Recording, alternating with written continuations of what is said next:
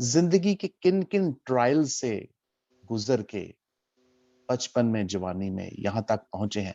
میں چاہتا ہوں کہ نوجوان نسل جانے کہ مشکل حالات کے آگے ہتھیار نہیں ڈالنا چاہیے. ذرا کچھ باتیں ہمیں بتائیں اس حوالے سے. سر بالکل یہ بڑا ایک سبق آموز تلخ ہر شخص کی میں سمجھتا ہوں زندگی جو ہے وہ ایک مکمل کہانی ہوتی ہے. تو 1972 میں بھٹو صاحب نے جب ہمارے اسکول نیشنلائز کیے ہیں مسیح کمیونٹی کے پورے پاکستان بھر میں، تو میری عمر 20 سال تھی اس وقت. تو سر جی سیالکوٹ میں جوبلی چرچ کی بہت بڑی گراؤنڈ، وہاں پر ایک جلسے کا اہتمام کیا گیا جس کا مین جو سارا بندوبست تھا وہ ہم جو میرے محلے کے لڑکے تھے مسیحی انہوں نے کیا، جن میں میں بھی شامل تھا. تو اس میں پاکستان بھر سے جو مسیحی رہنما تھے وہ تشریف لائے. ان میں ایچ ایل حیات تھے، ایمینول ظفر تھے، اور اس طرح ڈاکٹر دت تھے. بڑی بڑی شخصیات تھی، پاکستان بھر سے آئے وہ، گلزار چوہان، عزیز ہمدم. تو سر وہاں پہ یہ ایک وہ جنون تھا ایک کچھ کرنے کے لیے. تو ہم نے وہاں پہ اعلان کیا 25 لڑکوں نے سیالکوٹ کے کہ ہم اس فیصلے کے خلاف بطور احتجاج بطور احتجاج ہم سیالکوٹ سے پنڈی پیدل جائیں. اچھا یہ جی 150 میل کا سفر تھا یہ. اور اس میں جلسے کے بعد ہمیں کچھ رہنماؤں، اچھا وہ کسی نے منچلے نے وہاں پہ اعلان یہ بھی کر دیا کہ یہاں پہ ہم تو جا رہے ہیں 25 لوگ، تو جتنے لیڈر یہاں پہ موجود ہیں سب کا ایک ایک بچہ بھی ہمارے ساتھ جائے. اچھا تو یہ لیڈروں کے لیے یہ تو بڑی مشکل بات ہوتی ہے. اچھا تو اس طرح ہوا یہ کہ جلسے کے بعد نا جو ہمارے رہنما تھے انہوں نے کہا یار یہ پیدل جانے والا جو ہے نا، کھنہ صاحب تھوڑی دیر کے لیے اٹھ گئے تھے. ہاں تو نہیں ہم نہیں نے وہ ریکارڈنگ ہو رہی، میں نے بالکل کوئی بات نہیں ہے. جی جی اچھا ہاں، تو میں نے بتا رہا ہوں کہ جلسے میں ہم نے اعلان کیا کہ ہم 25 لڑکے یہ اس فیصلے کے خلاف نیشنلائزیشن کے ہم سیالکوٹ سے پیدل پنڈی جائیں گے ایک جلوس لے کے. اچھا تو جی تو وہ جب ٹائم آیا اس میں جو خاص بات آپ نے کہا کہ جی وہ تکلیفیں کیا تھیں، تو سر یہ اپنی قوم کے لیے کچھ کرنے کا جذبہ اتنا شدید تھا کہ 2 ماہ ہوئے تھے میرے والد کو فوت. او مائی گوڈنس. اور ہم شدید کرائسس میں تھے، یعنی میری عمر 20 سال تھی، کچھ بھی نہیں کرتا تھا، ابھی پڑھ رہا تھا. اسی طرح میری بہن بھی پڑھتی تھی، چھوٹی بہن بھی پڑھتی. تو یہ ایک بڑا ہمارے لیے مسئلہ تھا. تو کافی ٹف ٹائم میں ان کی ڈیتھ ہوئی جو ہے نا وہ. کافی ٹف ٹائم. نہیں، ڈیتھ ان کی پہلے ہو گئی تھی لیکن یہ بعد میں نے فیصلہ کیا. اچھا تو ہاں، تو مجھے گھر رہنا چاہیے تھا اپنے بہنوں کے ساتھ، ماں کے ساتھ. تو لیکن وقت مقررہ پر ہم 25 لڑکے نکل گئے. جو ایک اور میں دلچسپ بات بتاؤں کہ ہمارے جو رہنمائی کر رہے تھے جو صاحب وہ میچور تھے، جلال جاوید ان کا نام تھا، ورکشاپ تھی ان کی گجرات میں. سر وہ اپنی پریگننٹ بیوی چھوڑ کے گھر، تو وہ لیڈ کرنے کے لیے وہ بھی آ گئے. وہاں سے ہم گئے، پھر وہ لمبی کہانی ہے. وہ پہنچ گئے جس دن جنازہ تھا 2 شہیدوں کا، تو وہاں اس دن ہم گرفتار ہو گئے. پھر 2 ہفتے وہاں پہ حوالات میں بند رہے. تو اس طرح پھر بعد میں واپس آئے. تو یہ اس قسم کے سر یہ میں وہ کہتے ہیں کہ ایک شعر ہے، میری روح کی حقیقت میرے آنسوؤں سے پوچھ، میرے کہوں کی دنیا میری ترجمان نہیں ہے.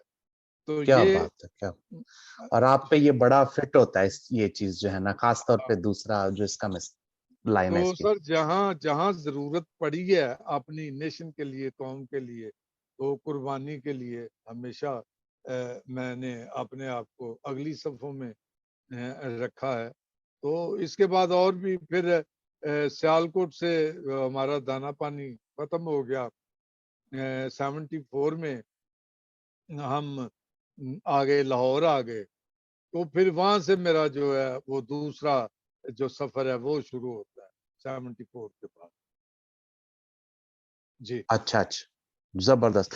اچھا نعیم صاحب، آپ کی جو زندگی ہے، آپ نے 2 مختلف معاشروں میں، کلچرز میں گزاری ہے، ٹھیک ہے. ایک آپ انگلینڈ کی تہذیب کو دیکھ رہے ہیں، پھر آپ نے پاکستانی معاشرہ دیکھا ہے. ظاہر ہے دونوں میں بہت زیادہ فرق ہے. گوروں کے سوچنے کا سٹائل اور ہے، ہمارے دیسی لوگوں کے سوچنے کا سٹائل اور ہے. ہوتا یہ ہے کہ پاکستان میں یوزلی لوگوں کی رائے جو ہے وہ بہت نیگیٹو ہے کہ یہ گورے جو ہیں یہ تہذیب سے بڑے دور ہیں، ان کا کوئی کیریکٹر نہیں ہے. کچھ لوگ تو کہتے ہیں کہ جی ان کو اپنے ماں باپ کا پتہ نہیں ہوتا. بہت ساری نیگیٹو باتیں ہیں. آپ کافی دیر سے انگلینڈ میں ہیں. آپ نے یہ جو انگلینڈ کے لوگ ہیں، وہاں پہ جو سفید فام لوگ ہیں، آپ نے ان کو کیسا پایا؟ یہ کس طرح، کیا یہ واقعی بہت برے لوگ ہیں؟ سر یہ بہت اہم سوال آپ نے کیا، بہت چبھتا ہوا سوال کیا. اور آپ کا سوال بہت اچھا اور وقت کی ضرورت ہے. میں اس سوال کا جواب دینے سے پہلے ایک آدھے منٹ کی ایک بات بتانا چاہتا ہوں جو جی اسی سوال سے ریلیٹڈ ہے کہ 1913 میں یا 14 میں مینچسٹر میں، یو کے میں مینچسٹر شہر ہے بہت بڑا، تو وہاں پہ ایک پروگرام ہوا بہت بڑا. اس میں بہت سے لوگ آئے تھے، ایم پیز بھی تھے. تو ایک ایم پی صاحب جو ممبر پارلیمنٹ ہے پاکستانی نژاد، میں ان کا نام نہیں لوں گا، تو انہوں نے جب ان کو موقع ملا بات کرنے کا، خطاب کرنے کا، تو انہوں نے کہا کہ دیکھو یہاں پہ ہم مسلمان بھی اور آپ لوگ بھی جو یہاں اقلیت میں ہیں یو کے میں، اور ہمیں اپنے حقوق حاصل کرنے کے لیے یہاں آپس میں مل کے چلنا چاہیے اور مل کے رہنا چاہیے تاکہ ہم ان لوگوں سے اپنے حق میں وہ حاصل کر سکیں. انہیں کہیں جانا تھا، وہ اپنی تقریر کر کے چلے گئے. پھر مجھے بھی موقع ملا بولنے کا. انہوں نے کہا تم بھی کچھ کہو. سر میں نے کہا کہ وہ صاحب تو نہیں ہیں، لیکن میں انہیں ان کی بات کا حوالہ دیتے ہوئے کہا کہ میں معذرت کے ساتھ آپ کی بات سے اتفاق نہیں کرتا. جہاں پر جن معنوں میں آپ کہہ رہے ہیں ہم اقلیت نہیں، کیونکہ ہمیں کبھی کسی نے اپنے مسجد میں، گرجے میں عبادت کرنے سے نہیں روکا. ٹھیک ہے. دوسری بات یہ ہے کہ یہاں پہ جو گورے ہیں، جو کچھ وہ اپنے بچوں کے لیے ہسپتال میں علاج کرواتے ہیں، وہی کچھ علاج میرے بچے کو بھی ملتا ہے. اگر ان کے بچے کو فری ملتا ہے تو میرے بچے کو بھی فری ملتا ہے. مجھے دعائیاں فری ملتی ہیں. میرے بچے اسی سکول میں پڑھتے ہیں جس سکول میں ان کے اپنے بچے پڑھتے ہیں. تو ہم کہاں سے اقلیت ہیں جناب؟ یہ آپ غلط کہہ رہے ہیں. میں نے ان کو کہا کہ آپ کی مہربانی، آپ کبھی کبھی پاکستان میں بسنے والی اقلیتوں کے حق میں بھی کوئی 2 لفظ کہہ دیا کریں.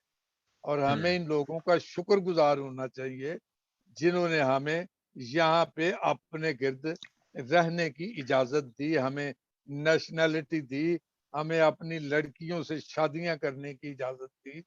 اور کیا آزادی ہوتی ہے، اور کیا چاہیے؟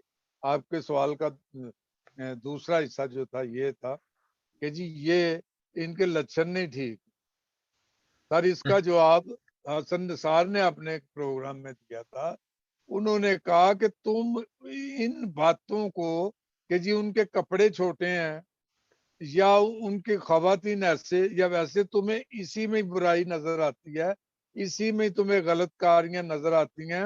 تم اپنے ملک میں کیوں نہیں دیکھتے کہ وہاں پہ تم آٹے میں کس طرح ملاوٹ کرتے ہو, تم کھانے پینے کی چیزوں میں ملاوٹ کس طرح کرتے ہو, تم مردہ جانوروں کا گوشت جو ہے اس کی ہڈیاں اس سے تم گھی بناتے ہو اور آئل بناتے ہو, اور اس سے جناب گٹر کے پانی سے تم صابن بناتے ہو کپڑے دھونے والا.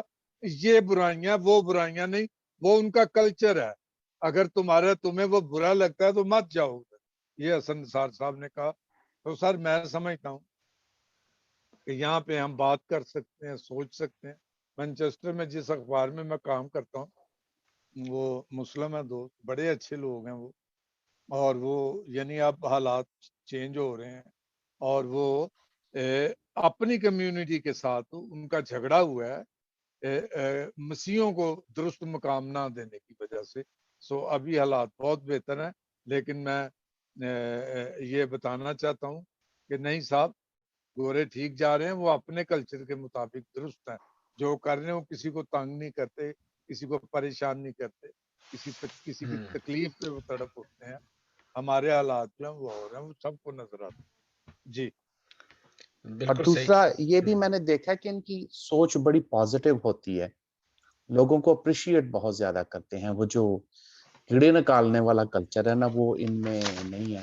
ان کی ہمیشہ جی بشیر صاحب آپ کچھ کہنا میں چاہتے دو چار باتیں کرنا چاہتا ہوں اس کلچر کے جی حوالے سے, جو کہ ایک جملہ میرا رہ گیا.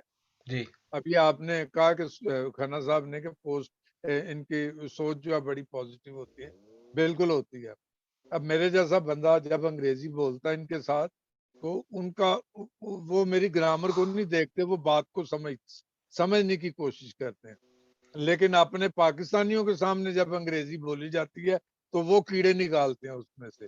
سو ان کا سر یہ خدا ان کو زندگی دے. جو ایتھنک گروپس ہیں جو وہ کام ایسا کرتے ہیں تو یہ پازیٹیو ہوتے ہیں, پیشنٹ زیادہ ہوتے ہیں, یہ جنرس بھی لوگ زیادہ ہیں, اور پھر جنروسٹی کرنے کے بعد پھر بتاتے بھی نہیں ہیں. تو ان کی یہ تو خوبیاں علیحدہ چیز ہے. ہم چلتے ہیں اپنا, میرا سوال ہے نعیم صاحب سے, بتایا نہیں کچھ کہ ہمیں کیا کرنا چاہیے نوجوانوں کے لیے. کوئی ایسی ایک دو تین باتیں یہ بتائیں کہ نوجوان جو لکھنے والے ہیں ان کو کیا کرنا چاہیے, شاعری یا نثر نگاری, ان کے لیے کوئی ایک باتیں جو ہمارے جو نوجوان پروگرام جب سنتے ہیں تو کئی لوگ بہت غور سے سنتے ہیں ان باتوں کو, ہمارے پروگرام کو بڑے غور سے سنتے ہیں اور مجھے فیڈ بیک بھی دیتے ہیں کہ جی آپ کر لیں, آپ نے بات میں نے مکمل کر لی, بس یہ کیا کرنا چاہیے ان کو. سر نوجوانوں شاعری کے لیے یہ ہے کہ شاعر بندہ یا ہوتا ہے تو یا نہیں ہوتا. شاعری سیکھنے سے, ہاں شاعری جو ہے وہ سیکھنے سے نہیں آتی, یہ پہلے سے اندر ہوتی ہے شاعری. اس کو پالش کرنے کی ضرورت ہوتی ہے. جو بچہ یہ سمجھتا ہے کہ میرے اندر شاعری کے جراثیم ہیں, وہ اس کی پراپر علم عروض جو ہے وہ سیکھے. ٹھیک ہے, اس کے بعد وہ جو ہے وہ اور پھر مطالعہ بہت ضروری ہے اس کے لیے. تو اردو فارسی یہ زبانیں آنی ضروری ہیں.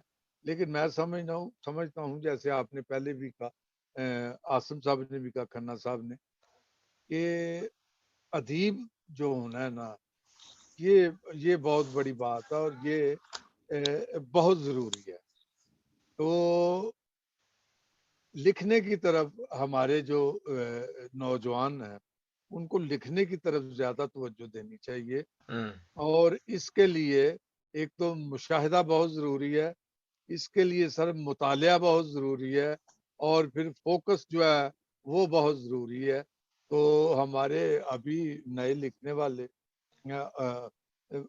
مطلب لکھنے والے اتنے نہیں ہیں ہماری قوم میں جتنے ہونے چاہیے ہماری آبادی کے حساب سے. لیکن ابھی میں سمجھتا ہوں کہ حالات چینج ہو رہے ہیں اور چینج ہوں گے, اور لوگ بھی جو ہیں وہ آئیں گے. اور اس میں ایک اور سر ایک اور بات ہے کہ جو ادیب ہے اس کے لیے سکوپ نہیں ہے اتنا زیادہ اس کو بطور پروفیشن اپنانے کے لیے اس شعبے کو, کیونکہ اس کو مواقع کم ملتے ہیں. تو اس کے لیے ہیں پریشانیاں بھی. ہمارے چند ایک رسائل جرائد ہیں گنتی کے 2-4, اس میں وہ نہیں तो सारे बंदे नहीं पूरे आ सकते, तो इसलिए ये मेहनत जो है ना वो बहुत जरूरी है सर। जरूरी। और मैं वैसे आपकी मुताल बात का ये जवाब देना चाहता हूं कि जैसे आपने कहा कि लिखने के लिए जरायद और रसायल मौजूद है, वहां पे सारे नहीं आ सकते, लेकिन मैं समझता हूँ कि जो काम करने वाले लोग हैं उनको इन चीजों की, ये सहारों की या इन चीजों की, बैसाखियों की जरूरत नहीं होती। या तो जैसे आपने फरमाया कि शायर होता है या नहीं होता है, वाकई शायरी कोई सिखा नहीं सकता, आपके अंदर एक क्वालिटी होती है लिखने की। जैसे अदब को या नसर को लिखने के लिए भी आपको इल्हाम होता है और आपके अंदर वो सारा ख्याल आता है और उसको अपने पेपर पर लेके आते हैं कलम के जरिए से, और आपके अंदर वो ताकत जो होती है, आपके दिमाग के अंदर जो ताकत है या वो आपकी जो हिकमत है वो लेके आपको आती है पेपर पे। और लिखना जो है वाकई मुश्किल काम भी है, और मेरा ख्याल है कि जो लिखने वाले लोग हैं उनके लिए कोई भी रुकावट नहीं है। आजकल तो खैर जैसे आपने कहा कि सोशल मीडिया का दौर है, लोग लिखें और लेके आए।